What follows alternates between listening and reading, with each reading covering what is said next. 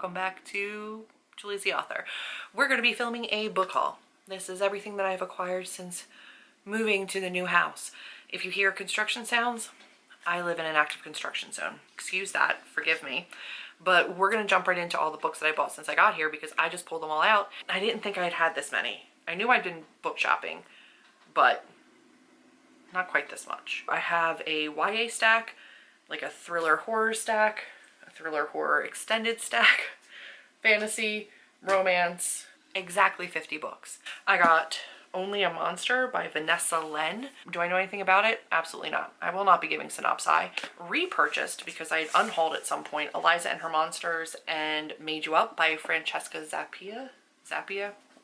I used to own these. I owned the Owlcrate version and then a hardback version. I sold a whole bunch of books on Pango before moving and had a whole load of money there that I just left. I never transferred it to my bank account. So I picked up a couple books that I had unhauled because I didn't have shelf space. And now I do because I have 6 shelves. I was able to kind of repurchase a couple that I was interested in rereading. And also, I don't think I love any cover as much as I love this cover. I also had at one point owned Mindy McGinnis's Heroine. I had read it, annotated it, and then given it to a teacher friend of mine who teaches in an inner city high school. And I was like, let me just pass it on. I didn't have room on my shelf, but I did actually really like it. It's another one that I think I want to reread at some point. So those were all Pango purchases where I just used like a credit that I had. The reason I placed a book outlet order was because they had The Last Unicorn by Peter S. Beagle, and I really wanted to read this. I had purchased one before, and it was actually like a sequel to it instead of the original, or like a side story. It wasn't the original story, and I've never actually read the original story despite the movie being one of my all-time childhood favorites. Beautiful collector's edition book that happened to be on Book Outlet with sprayed edges. I had pre-ordered the Barnes & Noble Foxglove that goes along with Belladonna by Adeline Grace. I read Belladonna since getting here. Meh. It was meh. They're pretty. The Barnes & Noble versions are gorgeous. They're beautiful books, but the story was just okay. E.E. Schwab's Our Dark Duet, but in the UK special edition versions, and I just think they're beautiful. I had gotten The Savage Song a while ago, and then actually got here and realized I never ordered this, and I wanted to get it before it was not in print anymore because it is a UK hardback. And then Penguin so nicely sent me The Narrow by Kate Alice Marshall. I get a lot of Penguin influencer, Penguin teen arcs, so I typically read a lot of their books. I get Source books. I'm like auto-approved for Source and Penguin and one other one. This was a pre-order. This one the publisher sent me. All of Rachel Griffin's books are auto buy for me, and they're also like auto snag on NetGalley. So read it early, switched my annotations over, loved it. Those are my YA books. With the exception of potentially this one. This is The Wild by Owen Laakinen. I got this for $1 at the dollar store. Wrong guy, wrong choices, out in the wilderness kind of a situation. I thought it might be interesting, and for $1 I picked it up when we were at the dollar store, just picking up little like household things that we need. This one is a translated from Japanese. It is Fuminori Nakamura, and this one is a really cool premise. It's like implicates the reader, and it has like a really unique storytelling aspect to it, and anything that has like unique storytelling, I'm here for it. Horror Girl era is going strong. We jumped right in. Also grabbed The Hollow Places by T. Kingfisher, which was a little bit of a stretch because Nettle and Bone was not my jam, but Amber jumped in and grabbed this one with me so we can buddy read it, and hopefully it's good. I picked up The Girl in Red by Christina Henry. This one, I read The Lost Boys by them, and it's like a super dark fairy tale kind of retelling that's definitely adult and gory. This one is obviously Little Red Riding Hood. Excited to get into that one. Don't forget The Girl. This one's by Rebecca McCanna. I don't know anything about this. We never remember the dead girls. We never forget the killers. It was on a buy one get one half off thriller horror like bench, so I picked up these as a part of a buy one get one half off, along with another one that I'm going to get to. Oh, this one. Haha. Suffer the Children. This one is by Craig DeLuey. Why? I don't know. Vampiric children, they all die, they come back to life, but they need blood to survive. Parents have to then procure blood for their children because they love their kids and they don't want them to die again. So it's like feeding vampire children and how far parents will go. Not a huge fan of kids, but I know parents be crazy sometimes, so I'm excited to give that one a try. Then I really leaned into the horror girl era, specifically Darcy Coates. Darcy Coates is an author I've heard a lot about from friends who really enjoyed their writing and then never read from. So one of the first things we did when we got here was actually pick up this book, Amber and I. This was our first buddy read in the new house on the new sofa. It's not her normal kind of horror thriller, so it was interesting. I tabbed it up. I didn't love it. I actually read the arc of Where He Can't Find You, which I do want to buy soon. That one is a YA and I loved it. Super creepy, but also now having talked to Amber, who also read the arc, not her normal kind of like haunting story. The Haunting of Lee Harker, also from Books A Million, I believe, and read this one also with Amber. And I think this is more on brand with her normal horror, but still not quite her normal, like what she's been writing in the past. I've read 3 now. And then whenever I do a signing at my local indie, I get a gift certificate to like shop their store. And I went and did a signing for my book launch on Halloween. So I asked them, do you have any Darcy Coates? If you do, could you put them to the side? Because I'm going to buy them when I get in today. They did. So I picked up The Haunting of Gillespie House. Again, it's an indie and it's used. Most of their books are used. They get some new. So this one was $8 instead of $15. It was free for me. I paid not at all for it. The House Next Door, also, obviously, Darcy Coates. The Haunting of Ashburn House, have not read yet. Craven Manor, also have not read yet. And The Haunting of Rookwood House. But I have high hopes for all of these, and I got, you know, these 5 for free for going to do a signing that I wanted to do anyway, that helped me. So shout out to Cupboard Maker Books because they're amazing, and that was a wonderful little gift for myself. Pick up Alex E. Harrow's Starling House because I really did enjoy the 10,000 Doors of January, 10,000 Doors of January, but never read Once and Future Witches. But this looked beautiful and I wanted to pick it up and give her a try again, so grabbed that. I decided to give Riley Sager another try. I read and loathed the, what the hell was that one? Where she gets a ride back from somebody. It doesn't matter. Survived the Night. Hated it. Hated it with a passion, a fiery passion. But I do have all of their other books, and I was told to maybe give this one and The House Across the Lake a try. So I did read the only one left. Didn't hate it. So, you know, we might be back. Mild annotations, but, you know. Also picked up The Last Word by Taylor Adams. This one is about an author who stalks somebody who gives him a 1-star review.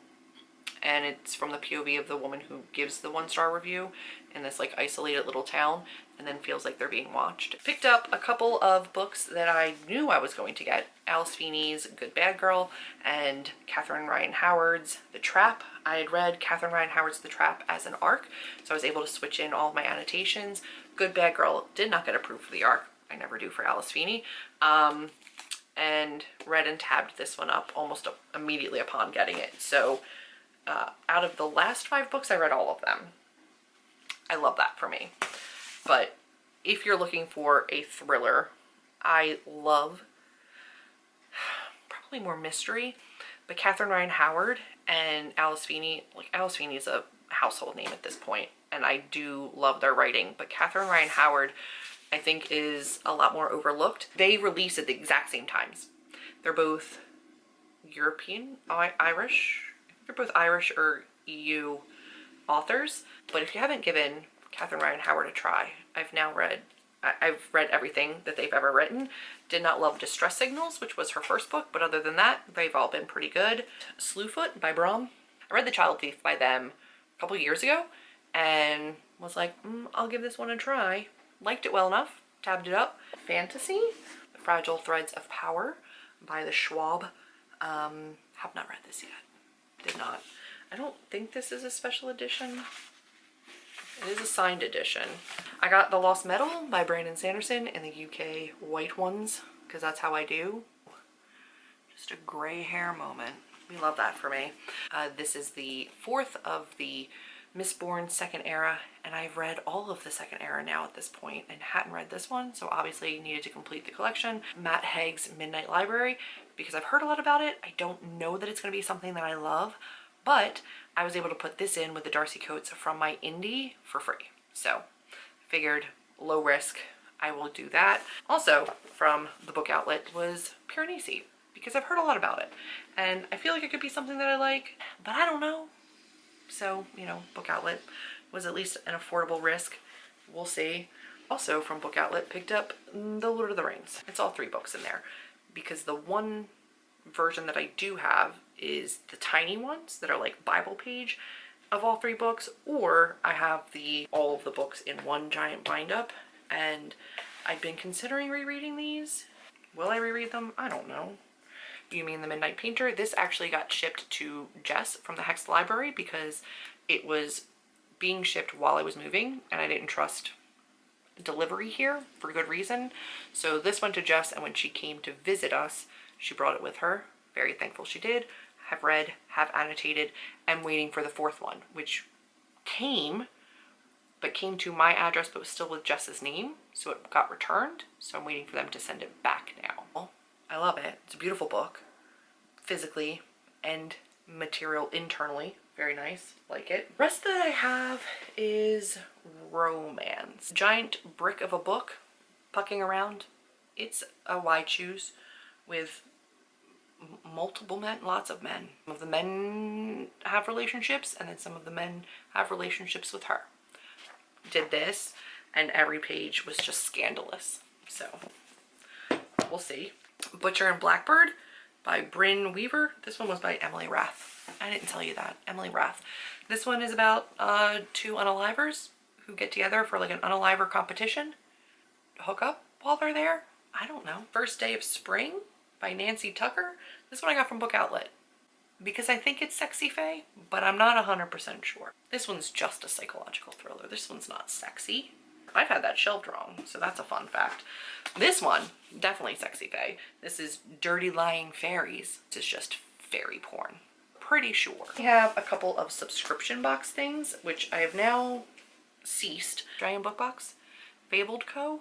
I get their steamy books. So because they come from Australia, shipping is more than the books. So it's like $64 for each one of these boxes. It's a lot. So I stopped it. But they did have like a, hey, if you haven't gotten a book from us in 6 months, we're going to get rid of your subscription. And I was like, I don't want you to do that.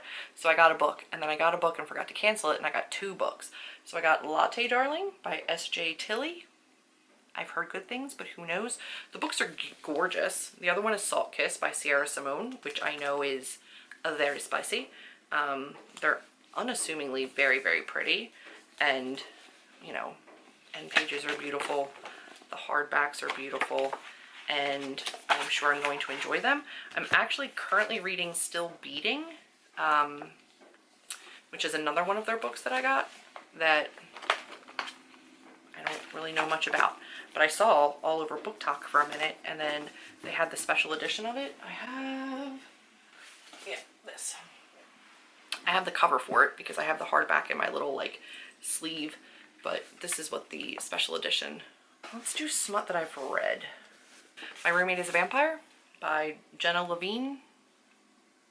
Meh, it was fine. Her roommate is in fact a vampire. They do in fact bang it out.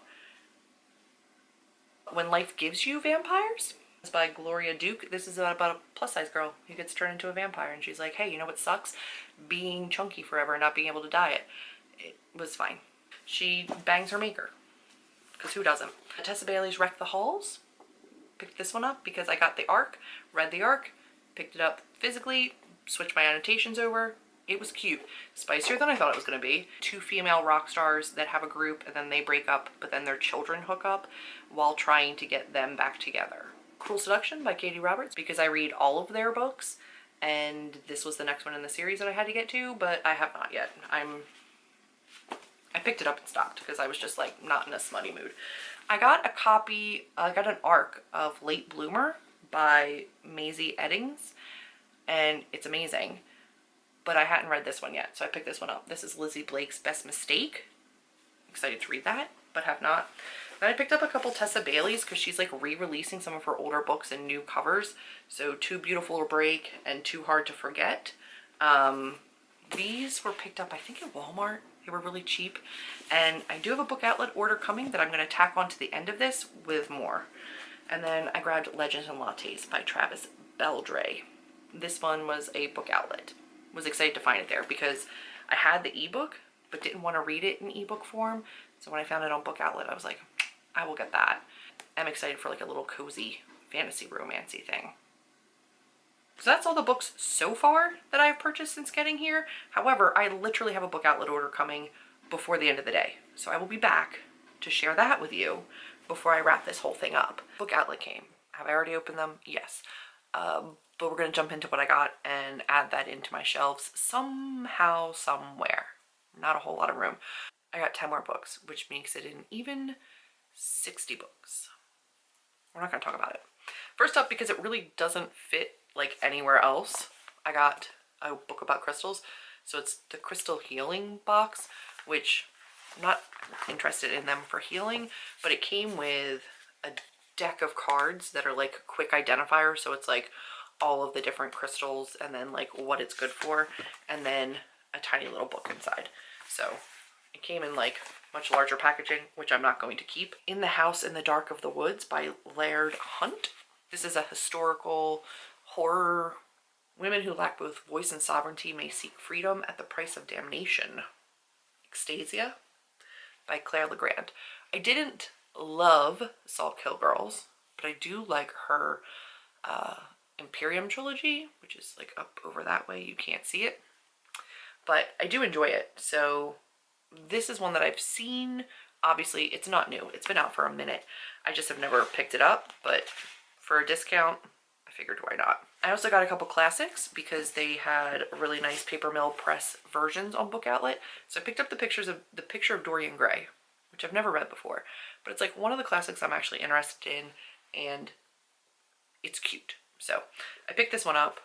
It's going to go up on my classic shelf, and when I get to it, who knows. I also picked up Peter Pan by J.M. Barrie. This one's an Oscar Wilde. We know this, right? I don't have to tell you this. Oscar Wilde, J.M. Barrie. I've read Peter Pan. I don't love Peter Pan, but it's a really pretty version, and it matches my Secret Garden version. Like, it's the same printer. A book that I've already read before, which is Final Girl Support Group by Grady Hendrix. I don't own any of his books physically, but I have read both this and How to Sell a Haunted House as ARCs. My thriller horror collection just seems to be growing. Hi, Mama. What you doing? Then I picked up a couple more Tessa Baileys, which I told you I was going to be doing. I picked up Too Hot to Handle and Too Wild to Tame. Obviously, these are all in a series. So I got a couple more of those. Lastly, I got a couple more Maisie Eddings. So I told you already, I read Late Bloomer as an ARC and really liked it. Picked up the +1 and A Brush with Love. So they had them really affordable. Oscillating between horror and romance. And because I'm writing in this genre, I figured it can't hurt to have a couple more books to reference. Thanks for watching. Let me know if any of these are your favorites. If any of the ones that I've read you're excited to read or have read, we can talk about them. And any of the ones that are still in my TBR, let me know which one I should prioritize. But that's it for now. Thanks for watching, and I will see you in the next one.